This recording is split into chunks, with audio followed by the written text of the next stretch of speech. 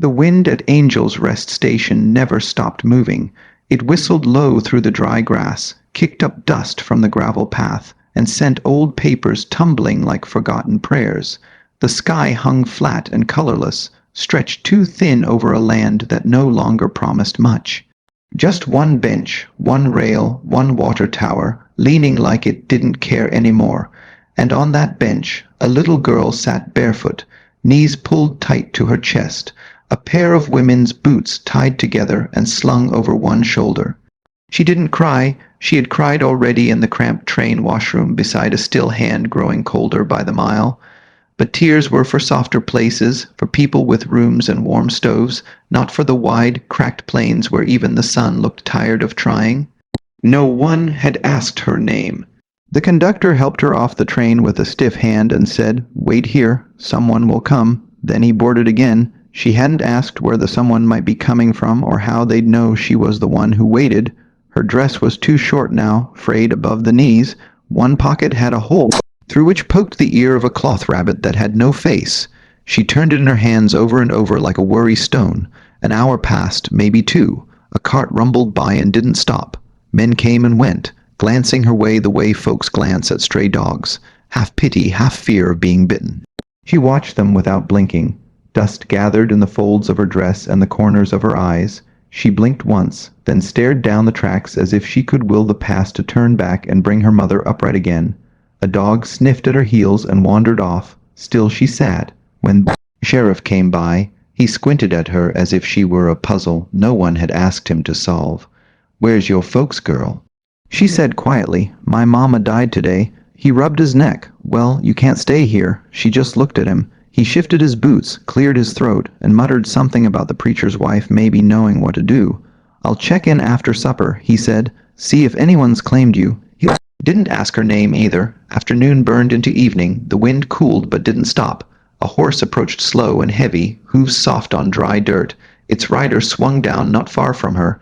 A tall man in a faded coat, wide brimmed hat pulled low, carrying a small crate of nails under one arm.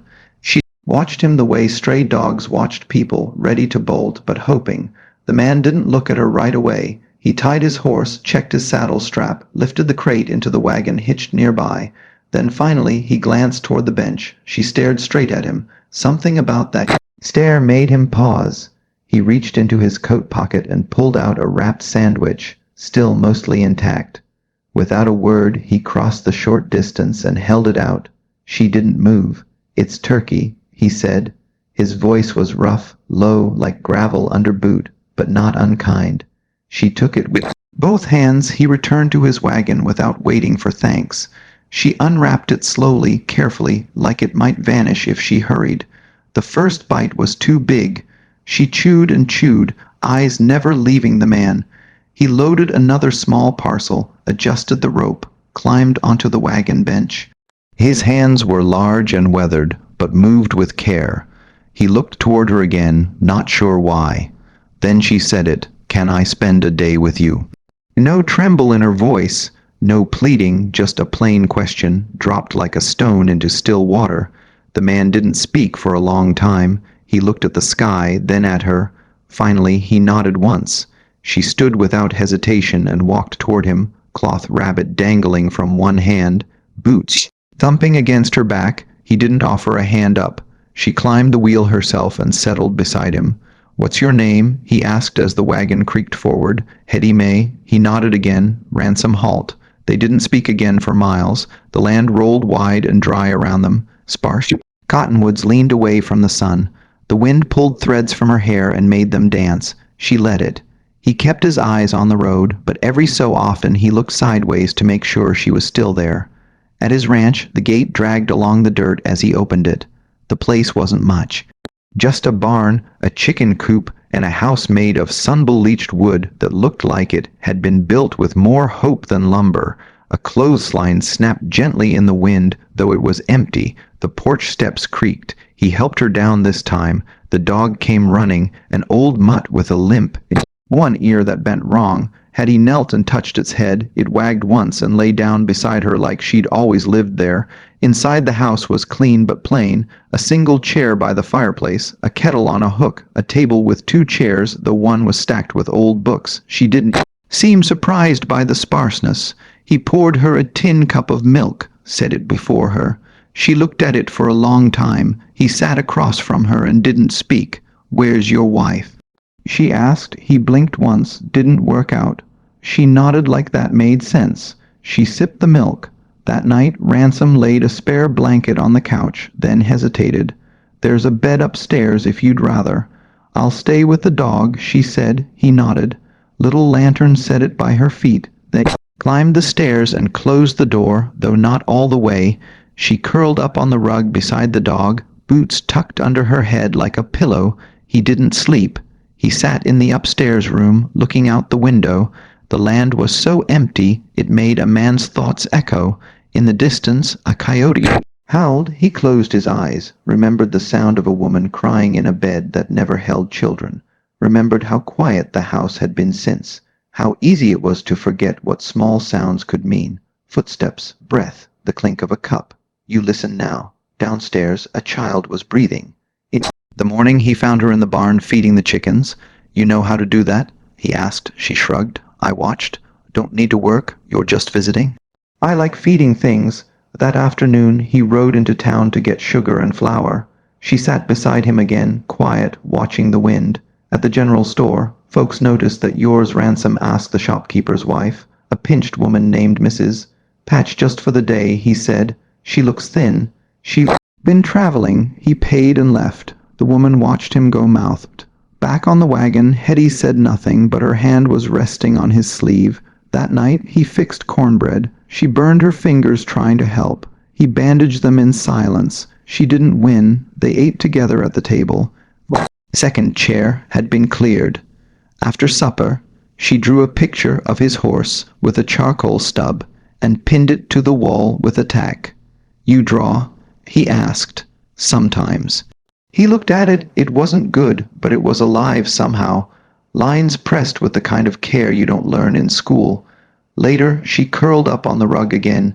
This time, he put a second blanket over her. She said nothing but shifted closer to the dog like she'd been waiting for that gesture. He sat in the chair until the fire died low. In the stillness, he said aloud, "I'll take you back tomorrow. They'll know what to do." She didn't answer, but he swore the dog looked up at him like it disagreed. The next morning, he was loading the wagon when the sheriff came riding up. "Morning, halt," Wexler said, tying his horse to the fence. "Morning dot that the girl from the station." Ransom nodded. "You keeping her?" Ransom said nothing. "Well," the sheriff went on, "Preacher's wife is checking with the Burkes. They might take her. Lot of folks asking questions already. Didn't think kindness needed permission." Ransom said kindness don't, but this town runs on its own kind of oil, and folks don't like when it burns funny. He tipped his hat and rode off. Ransom watched the horizon a long while after. Inside, Hetty was packing her rabbit and Boots into the burlap sack. He leaned in the doorway. "You ready?" She looked up. "Am I going away?" He didn't answer. Her lip trembled for the first time. Then she said, "I can be real quiet if that helps." He stepped forward, then stopped himself. "I'm not sending you anywhere bad. Just someplace with other kids. Maybe someone younger." She looked down. "I ain't small enough," she whispered. His chest hurt in a way he hadn't felt in years. Outside, the wagon creaked under the weight of waiting. Inside, a little girl stood too still, boots in hand, rabbit limp against her skirt, and somewhere in his mind, woman's voice asked softly, "What if we're not broken, Ransom? What if we're just meant to hold things others let go?" He reached for his coat and turned away, not trusting his face. Then a small voice behind him said, "Can I spend one more night?" The wind howled through the porch slats. He closed his eyes, then nodded. "What?" Like a man who'd already lost too much to turn away from someone asking to stay. The morning broke brittle and gold, with wind tracing low across the grass like fingers searching for something lost. At the Hall Ranch, nothing moved at first. Not the porch swing, not the shutters, not even the Chickens just quiet, wide as the plains. Quiet so deep it felt like the house hadn't been breathed in for years. Ransom stirred his coffee and watched the girl from the window.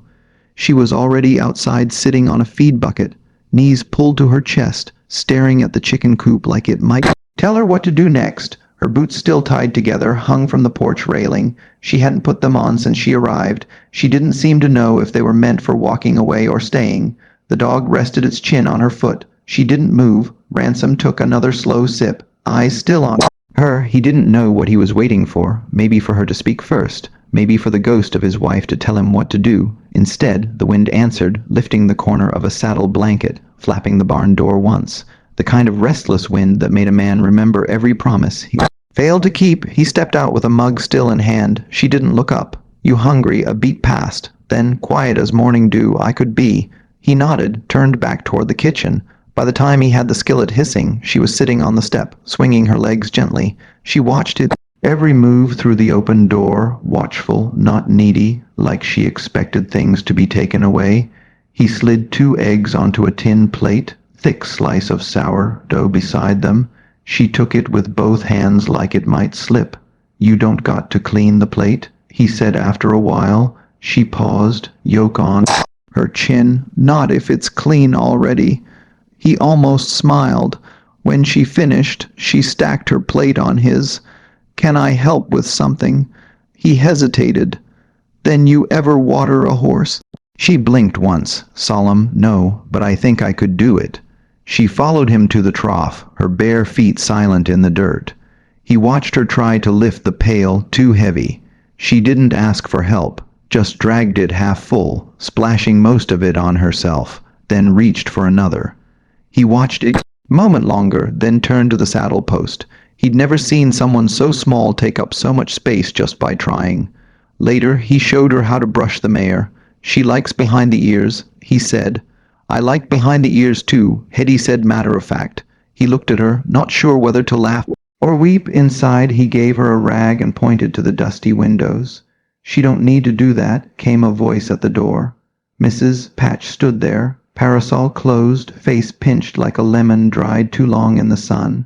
Ransom sighed, mourning. She stepped inside without asking. "I came to see if you were serious about keeping her. She's not a stray dog, Leona." You didn't answer the question. You didn't just poured a second cup and left it on the table for himself. Hetty hovered near the far wall, cloth rabbit held against her chest like a shield. Leona looked her up and down. "You're thin, girl." Hetty nodded once. "Any kin?" "No, ma'am." Leona clicked her tongue, turning back to Ransom. "The preacher's wife still thinks the Burkes might take her. They've got space. Burkes want pretty orphans," Ransom said evenly. "The kind they can parade on Sundays. She'd be taken care of. I'm taking care of her." Leona squinted. "Ransom, you're a single man and folk remember things. You really think it's wise after what happened before?" Something in his face changed quietly, like a man pulling shut a door you weren't meant to see behind. "I think I got more space in my house than half the people preaching from pews." Leona sniffed. "She'll break your heart too." Then she left. The door clicked like a gavel. Hetty didn't ask what she meant, but Ransom looked down and saw her holding the rabbit tighter than before. That afternoon, he saddled the mare and handed her the res. "Walk her around the pen, just slow." She looked up at him like he'd given her something holy. She walked in lopsided circles for 10 minutes. Every few steps, she glanced toward him to see if he was watching. He was. That evening, she carried firewood to the hearth without being asked. He cooked stew. She peeled the carrots, handed the over without speaking. After supper, she curled up again on the rug, but this time she laid her boots beside his by the door. He noticed before he doused the lamp. She said into the dark, "Did you ever try?" "Try what?" "To have kids." He paused. "Yeah." "Did they come out?" "No." "Was it the mama's fault?" He looked toward the window. "They said it was mine." Oh, a long silence, then soft as a secret. "My mama said I was loud and stubborn, but worth it." You swallowed hard. "You're quiet now," she added. "Yes, I am." "You still worth it?" He couldn't answer. The fire cracked slow and tired. He left it burning longer than usual. Next morning, she was already outside again, feeding the chickens. One pecked her hand and she yelped, but laughed too. He stood on the porch with his coffee, watching her. The dog nudged his leg. "Yeah," he said. "I see her, too. He hitched the wagon before noon. Need resupply?" he said. "Can I come?" He hesitated, then nodded. She put on her boots without complaint. They were too big, flopping on each step, but she wore them like armor.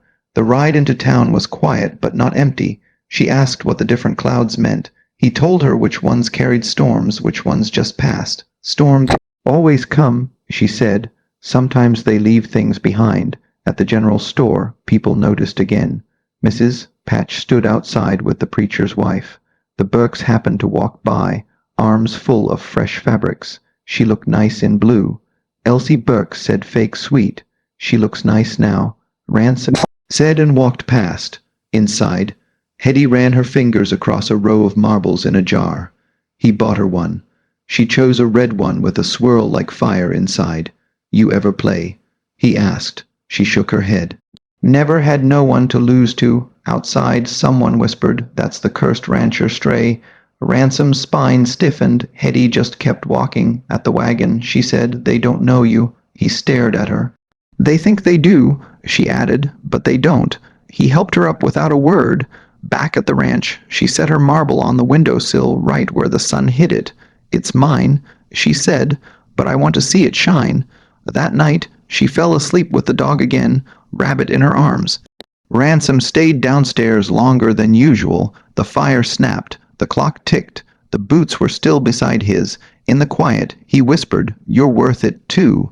He didn't realize she'd heard until she said, barely awake, "I know." The next morning, the sheriff returned. He stayed on his horse. "She's got 2 days," he said. "Burke's sign. You don't have to make this harder." Ransom didn't answer.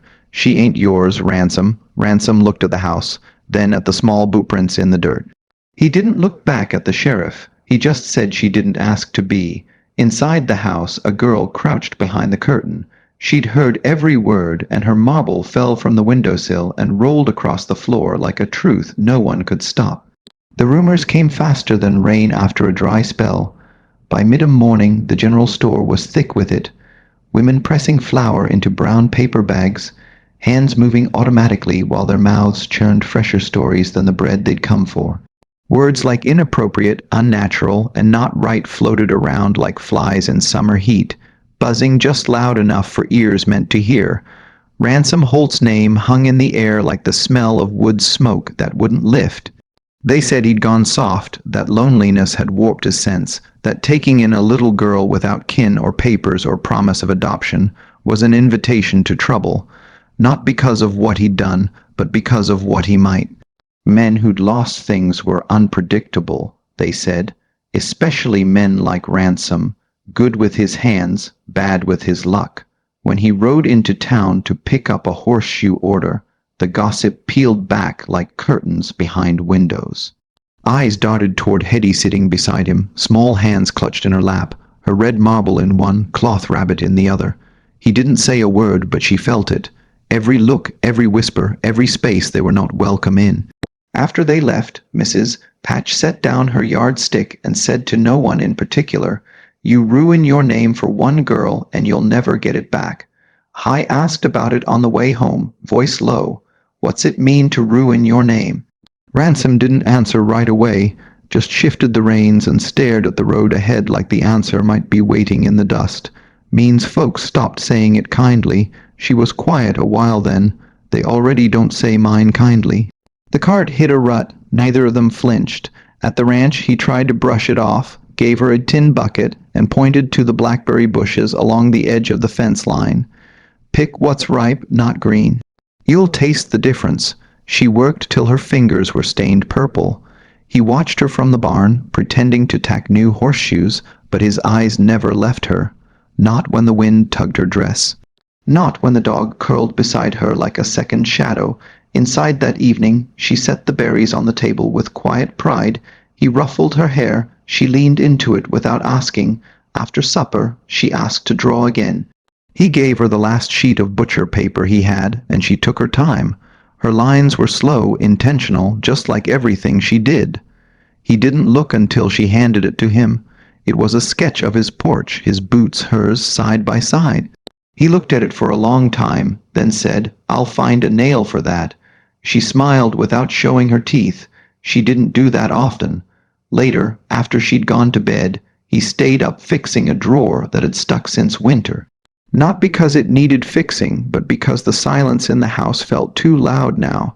When he finally turned in, he found a note on his pillow, just one sentence in blocky letters, "I like your quiet." He folded it in half and didn't sleep. The next day he rode into town alone. She stayed with the dog, feeding it scraps and reading from an old mail order catalog she couldn't understand, just naming things she'd never touched. "Velvet," she whispered, tracing the page. "Petticoat comb with pearls." In town, Ransom walked straight to the preacher's house, asked for 10 minutes, got 5. "She doesn't belong with the Burkes," he said. "Ransom," the preacher said gently, "no one's saying you're not a good man, but people have long memories. You think you're helping her, but you're putting a target on both your backs. She needs somewhere to land." "I'm not a danger. No one says you are. They don't have to." The preacher sighed. "It's not about what's true.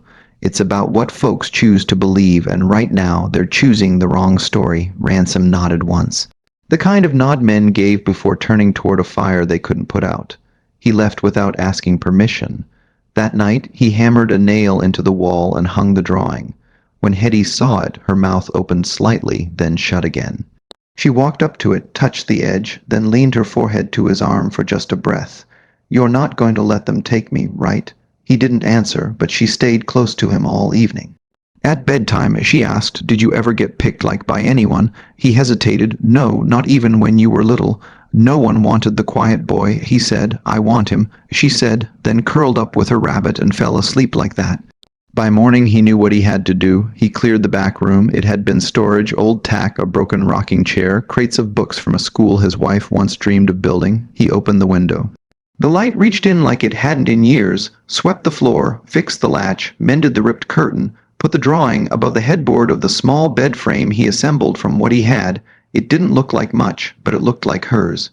She saw it after lunch and just stood there. "This for me? It's a room," he said. "I never had one." He scratched the back of his neck. "Well, it's small." She didn't move. Then she stepped forward and touched the quilt. "You folded it real good." He nodded, and when she threw her arms around his middle, he froze, but only for a second. Then he bent down and hugged her back.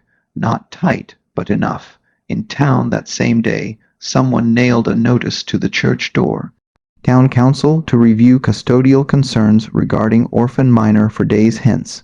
Mrs. Patch passed it with a satisfied hum. The preacher removed his hat and rubbed his eyes. The sheriff spit into the dirt and muttered, "Should have stayed quiet, Hall." When the letter reached Ransom's hands, Hetty was tracing her marble along the porch railing. You read it, folded it, didn't say a word, but she could feel the storm in his silence. That night, she watched him sharpen his knife at the kitchen table. Not because he needed to, but because his hands needed something to hold. She said, "If I'm not good, they'll take me, won't they?" He didn't meet her eyes. "You don't have to say it," she whispered. "I know how this works. People leave." He looked up sharply. "You didn't do nothing wrong. They always say that first." He stood slowly like a man wading through mud, then crouched before her. "You're not going anywhere unless you want to." She blinked hard, then nodded. What's like it hurt. Later, he found her sleeping on the floor again, right outside her new room. Not inside it, as if afraid it might disappear if she truly claimed it. He carried her in, tucked the quilt under her chin. Then he stepped back and just stood there. He didn't cry, but something inside him cracked quietly, like a frozen fence post, finally giving under spring thaw. By sunrise, he'd made a decision. He hitched the wagon and told her they were going somewhere. Where? Somewhere to show him who you are. She didn't ask again, just climbed up beside him. They rode into town slow, dust curling behind them like the tail of a snake. He stopped in front of the schoolhouse. Classes weren't in yet, just the teacher, Miss Carlyle, sweeping the steps. He said, "Can we come in?" She looked confused but nodded. Inside, Hetty sat at a desk for the first time. She picked up a pencil like it might bite her. He asked Miss Carlyle for a piece of paper. She gave him one, eyes narrowing. He passed it to Hetty. "Write your name." She looked scared. "You can do it." he said. She wrote, Hedam, then stopped. May, he said gently. She finished it. He nodded, then turned to Miss Carlyle. She's not a stray. She's a person. Miss Carlyle swallowed. I see that, she said softly. Outside, someone had seen them. The sheriff, Mrs. Patch, 2 other townsfolk. By nightfall, the gossip had changed, but so had something else. When they got home, Hetty hung her paper beside her drawing. Then she looked up at him and said, Do I have a last name yet? He paused, then said, Not yet. She nodded like she understood. But her eyes said she hoped. That night, he sat outside alone, hands clenched tight. He hadn't meant for this to go this far. Hadn't meant for his heart to feel this much again. Hadn't meant for the town to sharpen their knives. But the girl had placed her marble in his boot that morning, and that somehow meant everything. The next morning, he found her making cornbread with too much salt and not enough flour. It's bad, she said, defeated. You tasted it, then said, We ll try again. She looked up. He nodded. She smiled. But outside a wagon was already coming down the road, and in it the Burkes coming early, coming ready. She saw them through the window and quietly whispered to herself, I can be yours. I don't have to be hers. He heard her and stood so fast the chair fell backward. The Burkes stepped down from their wagon, dressed like they were heading to church. Elsie in a sky-blue bonnet that hadn't seen wind in months, and Grady in a coat too stiff for labor. Their boots crunched on the gravel, each step precise, rehearsed behind them. The sheriff waited on horseback, arms crossed, jaw tight. Ransom stood in the doorway, Hetty behind him, clutching the frame. Her fingers were white at the knuckles, and the red marble rested in her palm like a wish no one would grant. Grady smiled like a man trying to win a bet. Morning halt. We thought we'd save the preacher the trouble. Ransom didn't step aside. Elsie peeked over his shoulder. There she is. My, what a delicate thing. You must be exhausted, sweet girl. Come now. No need to be afraid. Eddie said nothing, her chin tucked low. She's not going with you, Ransom said, voice level. The sheriff cleared his throat. You don't have guardianship. That council notice is valid, and the Burkes were approved yesterday. Elsie nodded quickly. We've already prepared her a room, a real room, curtains and all. She has a room, Ransom replied, and a name. She's not for display. Elsie's smile thinned. We're offering her stability. This ain't about pride, Grady added. You're a good man, Ransom, but even a good man knows when to let go. Ransom looked down at Hetty. She was still holding the marble, but her eyes were fixed on the floor. Not the people, not him, as if she already knew the ending, as if she'd lived it before. He stepped back, not away from her, but toward her, placed a hand lightly on her shoulder. You want to go with him? He asked. She shook her head once. Say it out loud. He said gently. Her voice trembled. I want to stay. The silence that followed wasn't comfortable. It was sharp and hanging, full of waiting judgments. Elsie adjusted her gloves. She doesn't understand what's best for her. I do, Ransom said, and she does. The sheriff shifted in his saddle. If this goes to vote Holt, it'll get messy, maybe ugly. I've stood in ugly, Ransom said. This ain't it. Elsie tried again. She could be part of a real family. She is, he interrupted. She just chose it. Had he looked up at him, then really looked, and something unspoken passed between them. Not a promise, not yet, but a knowing. The Burkes left without further protest, though Elsie, parting glance, said she'd be back with paperwork and people who spoke in law. Not love. Later that afternoon, Ransom walked Hetty up the hill behind the barn, where the prairie met the sky and the earth quieted into soft breath. The wind moved gentle up there, as if afraid to disturb the past. A small wooden cross leaned crooked in the soil. My wife's here, he said. Her name was Mabel. High's hand found his. She wanted kids, always did. Tried 3 times. What happened? They didn't stay. High sat beside the grave, small boots tucked under her skirt. Maybe they were waiting for me. He almost laughed, but didn't. His throat was too tight. She used to sit here and watch storms roll in. He said it reminded her that life keeps moving no matter what hurts. They sat together for a while. Hetty placed her marble at the base of the cross for her. She said, so she knows I'm not taking her place. You're not. Ransom said you're making a new one. That night, Someone left a sack of folded dresses on the porch. Small ones gently used, no note, just kindness, quiet and unannounced. Eddie tried them on one by one. She chose a faded yellow one with a patch at the hem. "It looks like mourning," she said. The next day, she braided her hair with a piece of blue ribbon she found in the drawer. Ransom hadn't seen it before. She met him at the table, boots laced, smile soft but sure. "Can we build something?" "Like what?" "A shelf for the drawings." He nodded. After chores in town, gossip softened. Some spoke of scandal, others of stubbornness, but a few, those who'd lost something too, began to understand. The preacher's wife sent over a book of bedtime prayers. The general store owner gave Hetty a tin of peppermint candy. Even the sheriff, when he passed on the road, tipped his hat. At supper, Hetty placed her spoon down and looked across the table. "If I had a middle name, what would it be?" You thought for a long time, then said, "Hope." "Why?" "Because you didn't ask for it, but you brought it anyway." She smiled and wrote it in the margin of her drawing with a blunt pencil. "Eddie May Hope." He didn't correct her. That night, as wind picked up and shutters tapped like old bones, she didn't sleep on the floor. She slept in her bed under her quilt with her marble on the sill, and when the thunder cracked and lightning split the dark, she didn't cry, but Ransom stood in the hall anyway just in case. She whispered from under the quilt. "You can come in if you want." He sat at the foot of the bed. "You ever scared of storms?" she asked. "Used to be." He said, "Before I realized they pass." She reached out, found his hand, held it till sleep pulled her under. He stayed longer than he needed to. Outside the storm rolled on, but inside the house didn't feel empty anymore, and by morning there was a letter nailed to the fence. A final hearing date, 4 days. One last chance. I found it before he did and said nothing. She just folded it and placed it beside her marble. The day of the hearing arrived dressed in gray. The sky held no color, just a flat blanket of waiting. Even the wind had gone still, as if the land itself held its breath.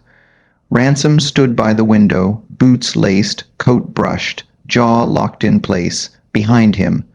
The kettle hissed and Hetty sat at the table, hands folded around a cup she hadn't sipped from. Her ribbon was tied crooked that morning. He didn't fix it. They didn't speak much as they rode into town.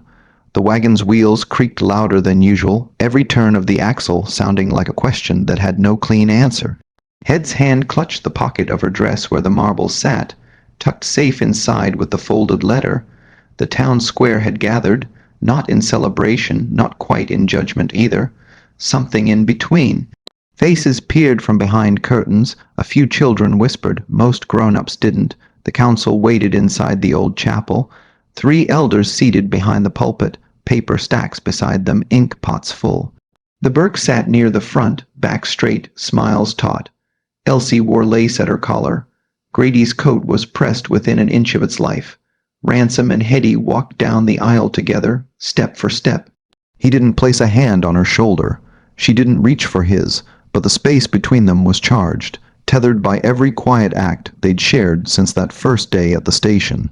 The preacher stood. "We're here to determine what's best for the child known as Hetty May. All parties may speak." Grady went first, talked of stability, discipline, reputation. He used the word appropriate 6 times. Elsie added that she'd already sewn a quilt. Then came the murmurs from behind. The town's seamstress, the grocer's wife, even Miss Carrall, the school teacher.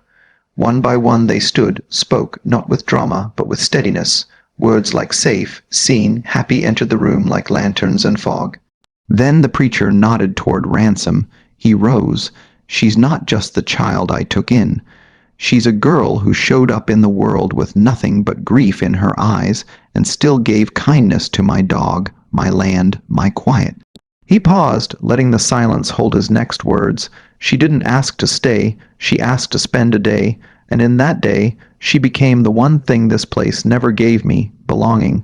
He looked down at Hetty, who looked right back, chin lifted. "I don't care what name's on the form. She's already family." The preacher looked toward the girl. "Do you want to speak, Hetty?" She stood. Her boots made no sound. She reached into her pocket, pulled out the folded letter, the one from the fence, and held it up. "I read this every night." The preacher tilted his head. "It says I have to leave." Her voice trembled, then steadied. but nobody asked what I want. She turned to the Burkes. I know you have a nice house, but I'm not a hole to be filled. I'm not a picture to fix your wall. Her eyes found Ransom again. He lets me talk without rushing. He makes the fire warm before I wake up. He hung my drawing with a nail, not just a smile. The preacher's brow furrowed. Do you know what adoption means? She nodded. It means I stay. He leaned back, looked at the council.